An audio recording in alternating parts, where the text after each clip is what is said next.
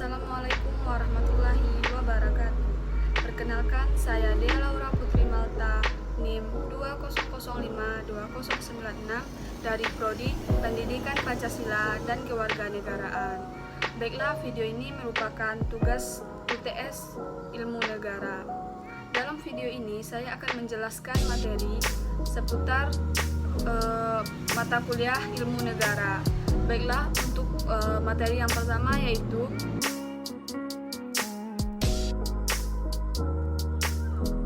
pengertian dan objek penyelidikan ilmu negara. Secara literal, istilah negara merupakan terjemahan dari kata-kata asing, yakni state bahasa Inggris, staat bahasa Belanda dan Jerman, dan etat bahasa Perancis. Kata state, stat, dan etat itu diambil dari kata bahasa Latin, yaitu status atau statum, yang berarti keadaan yang tegak dan tetap, atau sesuatu yang memiliki sifat-sifat yang tegak atau tetap.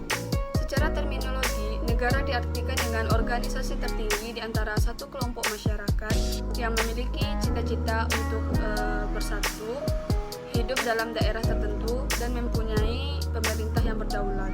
Dalam Kamus Besar Bahasa Indonesia dituliskan bahwa negara dapat berarti sebuah organisasi, dan dapat pula berarti kelompok sosial yang terorganisir.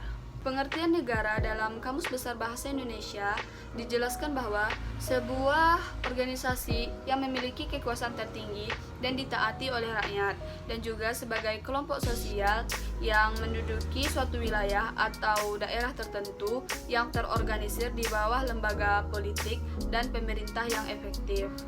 Istilah ilmu negara berasal dari bahasa Belanda, Staatsleer, yang diambil dari istilah bahasa Jerman, Staatsleer, dan juga dalam bahasa Inggris disebut dengan The General Theory of State atau Political Theory. Istilah ilmu negara pertama kali diperkenalkan oleh Georgi Jelinek sebagai Bapak Ilmu Negara. Georgi Jelinek memandang ilmu negara sebagai suatu keseluruhan dan membaginya dalam bagian-bagian yang berhubungan satu sama lain. Menurut Cronenberg, ilmu negara adalah ilmu tentang negara di mana diadakan penyelidikan tentang sifat hakikat, struktur, bentuk, asal mula, dan ciri-ciri, serta keseluruhan persoalan di sekitar negara. Selanjutnya, Cronenberg berpendapat bahwa ilmu negara merupakan cabang penyelidikan ilmiah yang masih muda, walaupun menurut sifat dan hakikatnya merupakan cabang pengetahuan yang tua, karena sebenarnya ilmu negara ini sudah dikenal sebagai suatu ilmu pengetahuan sejak zaman Yunani kuno. Ilmu negara adalah ilmu yang menyelidiki pengertian-pengertian pokok dan sendi-sendi pokok dari negara dan hukum negara secara umum. Pengertian menitikberatkan pada pengetahuan, sedangkan sendi menitikberatkan pada asas atau kebenaran. Ilmu negara mempelajari secara umum mengenai asal-usul, wujudnya, lenyapnya, perkembangannya, dan jenis-jenisnya. Selain itu, Profesor M. Nasrun SH menyatakan bahwa ilmu negara adalah suatu ilmu pengetahuan tertentu. Sebagai suatu ilmu pengetahuan, maka ilmu negara umum akan mencari dan menetapkan suatu ketentuan atau kebenaran terhadap pokok penyelidikannya, yaitu negara. Jadi, ilmu negara umum harus menjawab pertanyaan mengenai negara. Menurut Cronenberg, objek penyelidikan ilmu negara adalah negara, di mana dalam ilmu negara diselidiki asal mula, sifat, dan hakikat. Menurut Cronenberg, objek penyelidikan ilmu negara adalah negara, di mana dalam ilmu negara diselidiki asal mula, sifat, hakikat, dan segala sesuatu yang berkaitan dengan negara. Ilmu negara menitikberatkan penyelidikannya pada pengertian negara secara umum.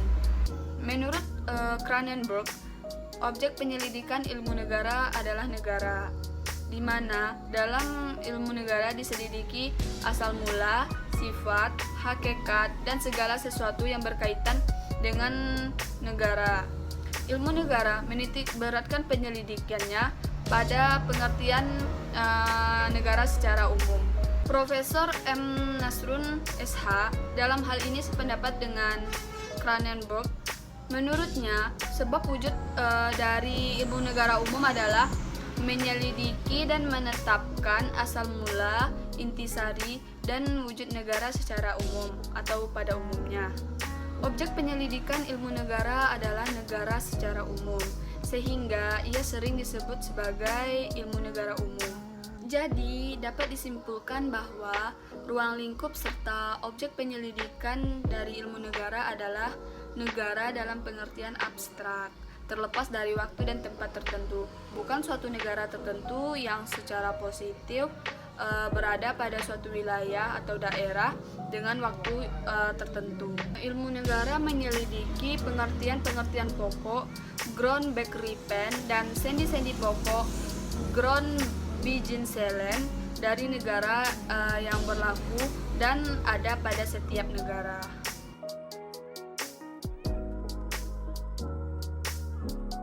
Materi selanjutnya yaitu pertumbuhan dan faktor-faktor yang mempengaruhi ilmu negara. Faktor-faktor yang mempengaruhi ilmu negara ada 5. Yang pertama yaitu integritas yang rendah. Pada saat ini praktik korupsi masih sering terjadi. Kebijakan-kebijakan yang diambil seringkali semata-mata hanya untuk memperkaya diri sendiri. Di sini terlihat sekali untuk kepentingan pribadinya, dan untuk kepentingan kelompok pun tidak luput dari masalah ini, karena untuk kepentingan kelompok pun masih banyak praktik korupsi ini terjadi. Faktor yang kedua yaitu rendahnya motivasi berprestasi. Motivasi berprestasi ini sangat penting dalam mempercepat kemajuan suatu bangsa. Karena semakin tinggi prestasi suatu bangsa, maka semakin maju pula negara tersebut. Faktor ini menghasilkan sikap profesionalitas yang mempunyai kemampuan untuk berhasil, pantang menyerah dalam mencapai tujuan, dan selalu berusaha untuk mendapatkan hasil yang terbaik. Jadi, untuk negara yang bangsanya memiliki motivasi berprestasi yang rendah, maka negara tersebut akan lama untuk maju dan tetap berada di posisi seperti itu. Faktor yang ketiga yaitu rendahnya etos kerja. Etos kerja adalah sikap kerja yang berlandaskan nilai-nilai luhur yang berorientasi pada hasil terbaik, optimis, kreatif, produktif, inovatif, dan bersemangat tinggi. Kurangnya etos kerja ini dapat mengakibatkan produktivitas yang kurang maksimum atau maksimal. Faktor berikutnya yaitu diadu domba. Masyarakat masih mudah diadu domba oleh elit politik demi tujuan yang sempit. Contohnya yaitu kasus pilkada yang menjadi cermin bagaimana polaritas terjadi di tengah masyarakat hanya karena beda pilihan politik menjadi politik subur di tengah masyarakat. Faktor berikutnya yaitu disiplin diri. Ini menjadi faktor penting kemajuan suatu negara. Banyak contoh negara maju yang elit politik, pimpinannya, masyarakatnya menjunjung tinggi perilaku disiplin dalam segala hal.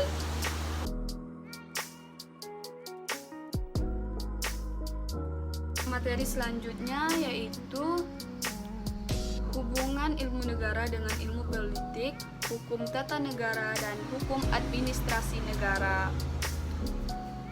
Kalau diperhatikan, pendapat Georgi Jelinek dalam bukunya Allgemeine Staatslehre, ilmu negara sebagai teoritis Staatswetenschap atau Staatslehre merupakan hasil penyelidikan dari Staatskunde. Bahan-bahan tersebut dibahas, dianalisis, dan diperbandingkan satu sama lain, sehingga terdapat persamaan-persamaan di antara berbagai sifat dari organisasi-organisasi di negara itu. Dari fakta yang bermacam-macam itu dicari sifat-sifat dan unsur-unsur pokoknya yang bersifat umum, seakan-akan intisari unsur-unsur itu merupakan pembagi persekutuan terbesar dalam ilmu hitung dari keadaan yang berbeda-beda itu. Jadi ilmu negara sebagai ilmu pengetahuan sosial yang bersifat teoritis, segala hasil penyelidikannya dipraktekkan oleh ilmu politik sebagai ilmu pengetahuan yang bersifat praktis. Dengan demikian, jelaslah bahwa ilmu politik tidaklah merupakan ilmu pengetahuan sosial yang berdiri sendiri. Ilmu negara lebih menitikberatkan kepada sifat-sifat teoritis sehingga kurang dinamis. Hal ini berarti bahwa lebih banyak memperhatikan unsur-unsur statis dari negara yang sebenarnya mempunyai tugas utama untuk melengkapi dan memberikan pengertian-pengertian pokok yang jelas.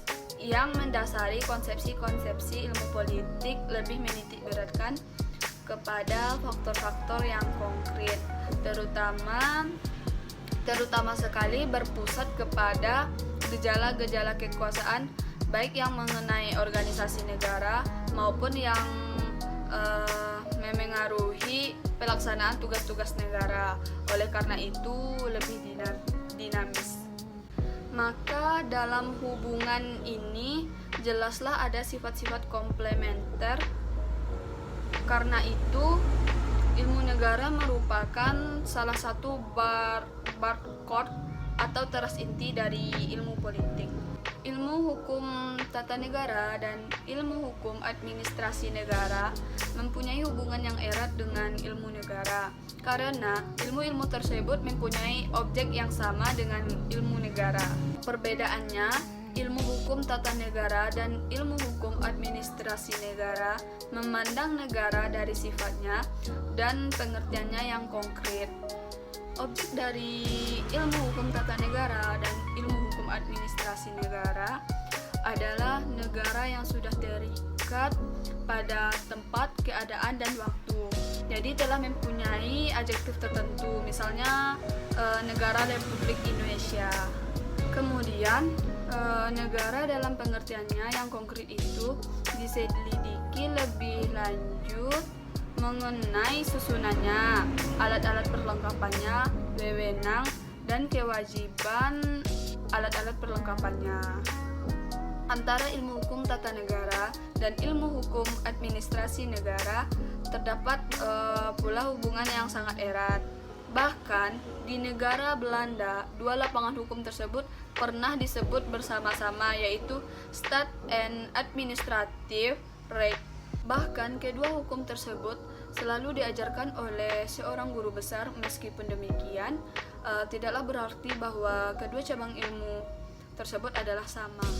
Oppenheimer menyebutkan bahwa peraturan-peraturan hukum tata negara adalah peraturan mengenai the state in rest, negara yang sedang beristirahat atau negara dalam keadaan tak bergerak. Sebaliknya, mengenai peraturan-peraturan hukum administrasi negara adalah peraturan mengenai the state in Beijing atau negara yang sedang bergerak. Berdasarkan rumusan-rumusan tersebut, maka ilmu hukum tata negara dan ilmu hukum administrasi negara sudah jelas lapangan penyelidikannya. Hanya terdapat negara-negara tertentu atau hukum positif. Sedangkan ilmu negara tidak mengenai negara-negara tertentu, melainkan negara-negara di dunia ini pada umumnya. Dengan demikian, ilmu hukum tata negara dan ilmu hukum administrasi negara di satu pihak dengan ilmu negara dan di pihak lain mempunyai hubungan saling memengaruhi dan saling menjelaskan. Ilmu hukum tata negara dan ilmu hukum administrasi negara di satu pihak dengan ilmu negara dan di pihak lain mempunyai hubungan saling memengaruhi dan saling menjelaskan. Oleh karena itu, dalam buku-buku tentang ilmu hukum tata negara dan hukum administrasi negara, hal dari ilmu negara dapat dipakai sebagai batu loncatan untuk sampai kepada kedua cabang hukum tersebut. Sebaliknya, buku-buku tentang ilmu negara, hal-hal mengenai ilmu hukum tata negara dan ilmu hukum administrasi negara dapat dipakai sebagai contoh dari apa yang diuraikan di dalam ilmu negara. Kranenburg dalam bukunya Allgemeine Staatslehre menguraikan bahwa bagi orang yang mempelajari hukum tata negara positif negeri Belanda, pengetahuan teori negara umum atau ilmu negara sangat perlu. Akan tetapi dengan mengingat tingkat ilmu pengetahuan sekarang serta melihat organisasi perguruan tinggi hukum yang sekarang ada untuk sebagian besar ditentukan oleh kebutuhan praktik yang segera, maka pengetahuan teoritis untuk kebanyakan ahli hukum hanya terbatas kepada apa yang mereka pelajari sebagai pengantar hukum tata negara positif. Akan tetapi, hal yang bagi ilmu hukum tata negara positif merupakan suatu pengantar, satu syarat mutlak untuk pekerjaan selanjutnya.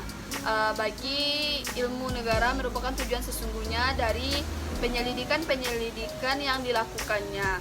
Maka dengan demikian, jelaslah bahwa ilmu negara yang merupakan ilmu pengetahuan yang menyelidiki pengertian-pengertian pokok dan sendi-sendi pokok negara dapat memberikan dasar-dasar teoritis yang bersifat umum untuk hukum tata negara. Oleh karena itu, agar dapat mengerti dengan sebaik-baiknya dan sedalam-dalamnya sistem hukum ketatanegaraan dan administrasi negara suatu negara tertentu, sudah sewajarnya kita harus terlebih dahulu memiliki pengetahuan segala hal ikhwal secara umum tentang negara yang didapat dalam ilmu negara.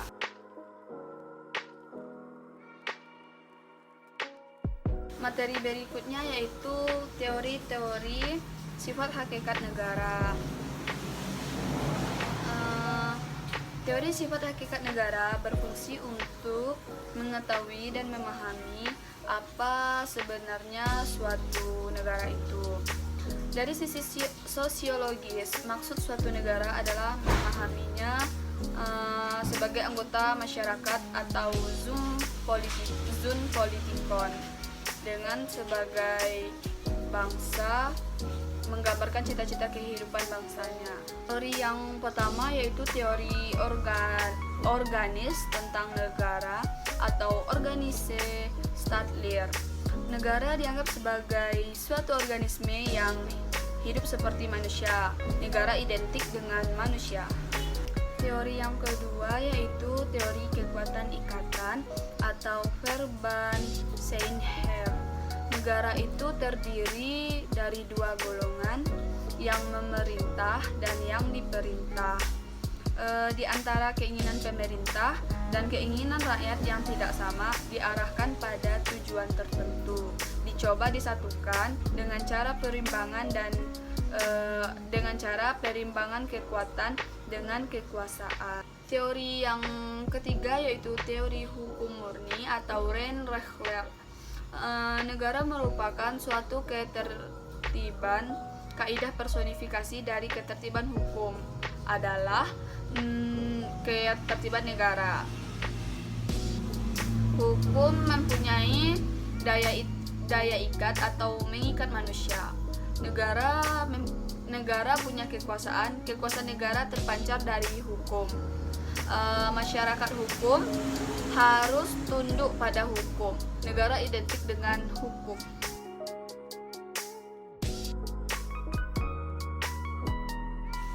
Baiklah, materi selanjutnya yaitu unsur-unsur dari negara. Unsur-unsur dari sebuah negara itu ada 4. Yang pertama yaitu rakyat, yang kedua wilayah, yang ketiga pemerintah yang berdaulat, dan yang keempat pengakuan dari negara lain. Unsur yang harus dipenuhi yang pertama yaitu rakyat. Dalam hal ini, suatu wilayah harus memiliki masyarakat atau kumpulan individu yang saling berinteraksi dan tinggal di suatu wilayah dalam negara tersebut. Dengan begitu, dapat dipahami bahwa sebelum status sebuah negara diakui, negara tersebut harus memiliki rakyat yang menjadi subjek pemerintahan dan pengaturan dari suatu negara.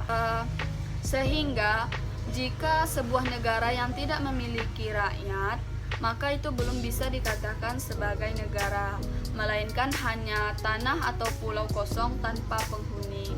Maka dari itu, rakyat menjadi salah satu unsur-unsur negara yang paling utama untuk dipenuhi terlebih dahulu. Unsur yang kedua yaitu wilayah.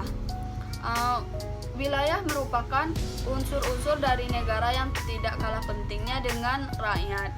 Jika tidak ada wilayah di mana rakyat-rakyat tersebut akan bermukim atau berdiam diri. Di sini, suatu negara harus memiliki wilayah dengan batasan teritorial yang jelas. Dalam hal ini diperlukan wilayah secara geografis, artinya wilayah yang mencakup bagian daratan, perairan, dan udara. Bukan hanya itu, negara juga harus memiliki batas yang jelas dengan wilayah negara lain. Biasanya batas wilayah antar negara itu ditandai dengan berbagai macam benda. Untuk penanda yang digunakan sebagai batas dari satu negara dengan negara lainnya seringkali digunakan dari berbagai macam benda, mulai dari batok kayu ataupun batu, garis cat, kawat berduri, hingga tembok raksasa. Batas wilayah antar negara ini ditentukan berdasarkan kesepakatan dalam perjanjian bilateral atau internasional. Bukan hanya daratan, batas dari wilayah perairan dan udara juga didapatkan dari hasil perjanjian antar negara atau internasional. Dalam hal ini, batas wilayah laut ditentukan oleh hukum laut internasional, yaitu zona tambahan, zona ekonomi eksklusif, landas benua, landas kontinen, dan laut pedalaman. Sedangkan batas udara biasanya dibedakan menjadi dua, yaitu aliran udara bebas dan kedaulatan udara di atas wilayah negara. Unsur yang ketiga yaitu pemerintah yang berdaulat. Pemerintah yang berdaulat merupakan salah satu unsur negara yang diperhatikan. Di sini, pemerintah dapat diartikan sebagai lembaga legislatif yang bertugas membentuk undang-undang beserta jajarannya. Selain itu, pemerintah juga dapat dimaknai sebagai keseluruhan lambang negara. Dalam sistem demokrasi, pemerintah Indonesia menganut trias politika dalam menjalankan fungsinya, yaitu berupa lembaga legislatif, eksekutif, dan yudikatif. Dalam menjalankan fungsinya, pemerintah menyelenggarakan, menetapkan peraturan, menegakkan hukum, dan mengatur kehidupan masyarakat dengan baik, adil, dan sejahtera. Dari sini, pemerintah juga memegang kunci sebagai negara berdaulat. Artinya, pemerintah dapat dengan bebas, dengan mandiri, dan tanpa tekanan dari negara lain dalam mengatur kehidupan masyarakatnya. Untuk unsur selanjutnya yaitu pengakuan dari negara lain. Unsur-unsur negara yang terakhir yang harus dipenuhi yaitu ini, pengakuan dari negara lain. Di sini keberadaan negara diperkuat dengan adanya pengakuan dari negara lain bahwa negara tersebut mampu secara mandiri mengatur rakyatnya dengan baik. Unsur negara yang satu ini bersifat deklaratif, artinya suatu negara yang baru berdiri harus memberikan pernyataan dirinya, dan suatu negara yang sudah berdiri sebelumnya memberikan pengakuan dari status kenegaraannya. Ini menjadi salah satu unsur-unsur negara yang wajib dipenuhi.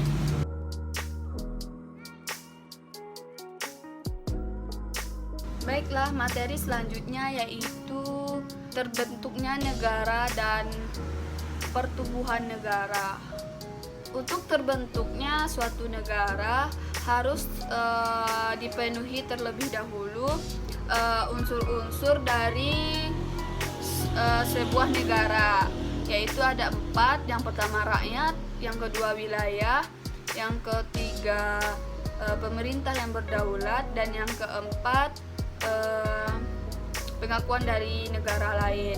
Adapun proses dari terbentuknya negara ada 2, yakni yang pertama yaitu terjadinya negara secara primer. Terjadinya negara secara primer adalah bertahap, yaitu dimulai dari adanya masyarakat hukum yang paling sederhana, kemudian berevolusi ke tingkat yang lebih maju dan tidak dihubungkan dengan negara yang telah ada sebelumnya. Dengan penjelasan tersebut, terjadinya negara secara primer adalah membahas asal mula terjadinya negara yang pertama di dunia.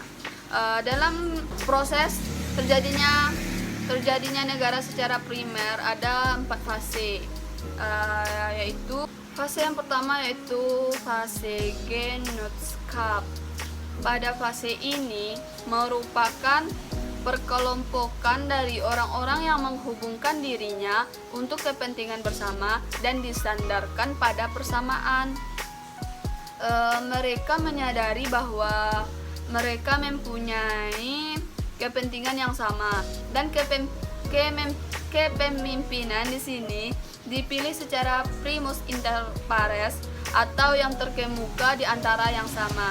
Jadi, yang penting di sini adalah unsur bangsa. Fase yang kedua yaitu fase Reich. Pada fase ini, kelompok orang-orang yang menggabungkan diri tadi telah sadar akan hak milik atas tanah, hingga muncullah tuan yang berkuasa atas tanah dan orang-orang yang menyewa tanah, sehingga timbul sistem feudalisme. Sistem feudalisme. Jadi, yang penting pada masa ini adalah unsur wilayah. Fase yang ketiga yaitu fase Staat. Pada fase ini, masyarakat sadar dari tidak bernegara menjadi bernegara, dan mereka telah sadar bahwa mereka berada pada satu kelompok. Jadi, yang penting pada masa ini atau pada fase ini adalah bahwa ketiga unsur dari negara yaitu bangsa, wilayah, dan pemerintah yang berdaulat telah terpenuhi. Fase yang keempat yaitu fase negara demokrasi. Pada fase ini merupakan perkembangan lebih lanjut dari fase Staat, di mana fase negara demokrasi ini terbentuk atas dasar kesadaran demokrasi nasional, kesadaran akan adanya kedaulatan di tangan rakyat. Proses terbentuknya negara yang kedua yaitu terjadinya negara secara sekunder. Yang dimaksud dengan terjadinya negara secara sekunder adalah teori yang membahas tentang terjadinya negara yang dihubungkan dengan negara yang telah ada sebelumnya. Ada beberapa fase terjadinya negara ini, yaitu fase yang pertama yaitu fase pendudukan, yaitu terjadi ketika suatu wilayah yang tidak bertuan atau belum dikuasai kemudian diduduki dan dikuasai oleh suku atau kelompok tertentu. Contohnya Liberia diduduki oleh budak-budak negro yang memerdekakan tahun 1840. Yang kedua yaitu peleburan. Terjadinya ketika negara-negara kecil mendiami suatu wilayah, mengadakan perjanjian untuk saling melebur menjadi negara baru, atau dapat dikatakan suatu penggabungan dua atau lebih negara menjadi negara baru. Misalnya Jerman Barat dan Jerman Timur bergabung menjadi negara Jerman. Untuk fase yang ketiga yaitu penyerahan. Fase ini terjadi ketika suatu wilayah diserahkan kepada negara lain berdasarkan perjanjian tertentu. Penyerahan ini juga dapat dikatakan pemberian kemerdekaan kepada suatu koloni atau negara lain yang umumnya adalah bekas jajahan. Contohnya Kongo dimerdekakan oleh Prancis. Fase selanjutnya yaitu fase penarikan. Awalnya suatu wilayah terbentuk akibat naiknya lumpur sungai atau timbul dari dasar laut atau delta. Wilayah tersebut kemudian dihuni oleh sekelompok orang sehingga akhirnya membentuk negara. Contohnya Mesir yang terbentuk dari delta Sungai Nil. Fase berikutnya yaitu fase pencaplokan atau penguasaan. Suatu negara berdiri di suatu wilayah yang dikuasai bangsa lain tanpa reaksi berarti. Contohnya Israel mencaplok Palestina. Fase berikutnya yaitu fase proklamasi. Fase ini terjadi ketika penduduk pribumi dari suatu wilayah yang diduduki oleh bangsa lain mengadakan perjuangan ataupun perlawanan sehingga berhasil merebut kembali wilayahnya dan menyatakan kemerdekaan. Contohnya yaitu negara kita sendiri, yaitu Indonesia merdeka dari Jepang dan Belanda pada tanggal 17 Agustus 1945. Fase selanjutnya yaitu fase pembentukan baru. Suatu negara baru muncul di atas suatu negara yang pecah karena suatu hal dan kemudian lenyap. Contohnya Kolombia lenyap kemudian menjadi Venezuela dan Kolombia yang baru. Fase selanjutnya yaitu fase pemisahan. Suatu wilayah negara yang memisahkan diri dari negara yang semula menguasainya, kemudian menyatakan kemerdekaan. Contoh dari fase ini yaitu Belgia. Belgia memisahkan diri dari Belanda pada tahun 1939 dan menyatakan kemerdekaan negara sendiri. Fase berikutnya yaitu fase pendudukan atas wilayah yang belum ada pemerintahan sebelumnya. Pendudukan terjadi terhadap wilayah yang ada penduduknya, tetapi tidak berpemerintahan atau tidak memiliki pemerintah. Contoh dari fase ini adalah Australia. Australia merupakan daerah baru yang ditemukan Inggris meskipun di sana terdapat suku aborigin. Daerah Australia selanjutnya dibuat koloni-koloni di mana penduduknya didatangkan dari daratan Eropa. Australia dimerdekakan tahun 1901.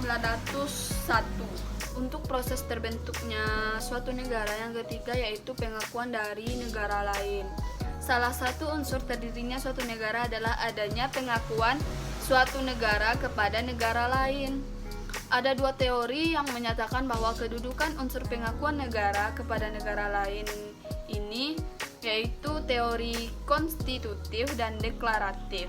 Yang pertama, teori konstitutif. Teori ini menyatakan bahwa unsur pengakuan sangat penting dalam pembentukan negara.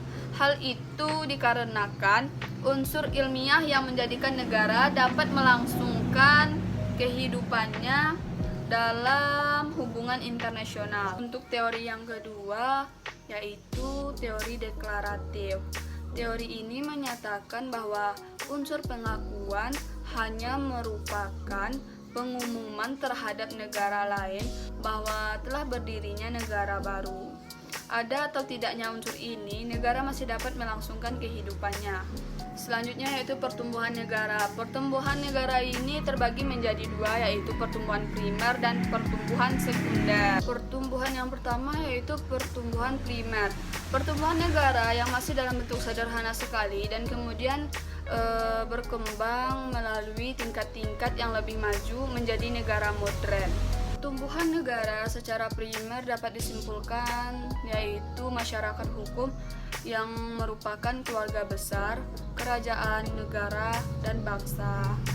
Pertumbuhan yang kedua yaitu pertumbuhan sekunder. Pertumbuhan sekunder ialah pertumbuhan yang sudah ada sebelumnya. Kemudian karena adanya revolusi atau penaklukan-penaklukan atau penggabungan ataupun pemisahan-pemisahan, negara yang ada berubah bentuk dan susunannya menjadi negara yang lain pula. Pertumbuhan negara secara sekunder ini bisa terjadi karena adanya penggabungan, pemisahan, penaklukan, dan pemberontakan. Dalam pertumbuhan negara, Plato membaginya menjadi beberapa taraf. Untuk taraf yang pertama yaitu Plato mengatakan bahwa manusia tidak bisa hidup sendiri. Untuk hidup, manusia membutuhkan bantuan dari makhluk lain. Yang kedua, yaitu disebabkan manusia tidak bisa hidup sendiri, maka berkumpullah mereka untuk memperundingkan cara memperoleh barang-barang primer seperti makanan, tempat, pakaian. Lalu terjadilah pembagian pekerjaan di mana masing-masing harus menghasilkan lebih dari keperluannya sendiri untuk dipertukarkan, dan dengan demikian berdirilah sebuah desa. Untuk taraf yang ketiga yaitu antara desa dengan desa terjadi pula kerjasama dan berdirilah masyarakat negara. Antara negara dengan negara terjadi juga kerjasama karena perlunya bantuan satu terhadap yang lainnya. Dan oleh karena itu terjadilah suatu hubungan yang dinamakan dengan hubungan internasional.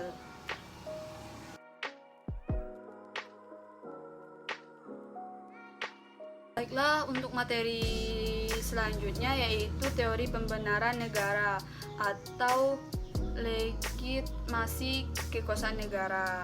Untuk teori yang pertama yaitu teori teokrasi. Dalam teori teokrasi, kekuasaan negara bersumber pada kekuasaan Tuhan, baik secara langsung maupun secara tidak langsung. Teori ini menapak dalam upaya para raja atau penguasa negara untuk mengidentifikasi dirinya sebagai Tuhan atau dewa ataupun wakil Tuhan di dunia. Teori teokrasi sering dibedakan dalam teori teokrasi langsung dan teori teokrasi tidak langsung, yang didasarkan atas sifat langsung atau tidaknya kekuasaan Tuhan itu menjelma dalam kekuasaan negara. Di Eropa pernah dikenal dengan adanya teori matahari rembulan dan teori pegadang yang menggambarkan kedua macam teori teokrasi tersebut. Teori selanjutnya yaitu teori kekuatan. Teori ini memberikan legitimasi bagi kekuasaan negara atas dasar kekuatan-kekuatan tertentu. Kekuatan tersebut misalnya kekuatan jasmani atau fisik, kalau masa kini persenjataan modern. Yang kedua kekuatan materi atau finansial ekonomi, dan yang ketiga kekuatan rohani atau kepandaian, kalau masa kini ilmu pengetahuan dan teknologi. Untuk teori selanjutnya yaitu teori perjanjian atau yuridis. Suatu perjanjian telah menjadikan negara memiliki legitimasinya, baik perjanjian yang didasarkan hukum perdata atau dua pihak maupun perjanjian yang bersifat hukum publik atau kemasyarakatan. Teori perjanjian perdata melahirkan asas pentaatan pada kekuasaan negara atau asas pacta sunt servanda, yakni setiap janji harus ditepati. Sedangkan teori perjanjian kemasyarakatan melahirkan keberadaan negara didasarkan atas konsensus, yaitu pemerintahan didasarkan atas kesepakatan atau kehendak rakyat, yang saat ini pada umumnya melalui pemilihan umum yang bebas secara periodik untuk memberikan legitimasi kepada kekuasaan negara untuk memerintah rakyatnya.